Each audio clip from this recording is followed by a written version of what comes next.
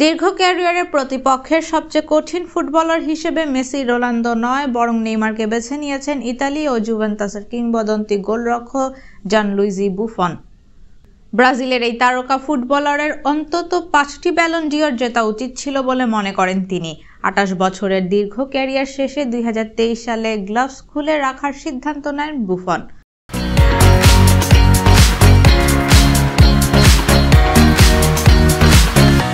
বর্তমানে ইতালি জাতীয় দলের টিম অপারেশন ম্যানেজারের ভূমিকায় রয়েছেন সাবেক এই ফুটবলার।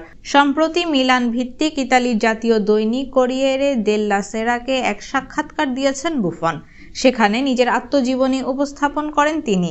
এ সময় ক্যারিয়ারের অসংখ্য বিষয় নিয়ে কথা বলেন 46 বছর বয়সী এই কিংবদন্তি। কেন গোলরক্ষক হওয়ার সিদ্ধান্ত নিয়েছিলেন এ বিষয়ে তিনি বলেন, গোলরক্ষক হওয়ার মাঝে একটা আকর্ষণ আছে।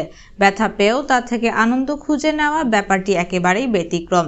কিশোর বয়সে আমি যখন খেলা শুরু করেছি তখনও পরিস্থিতি 70-এর দশকের মতো।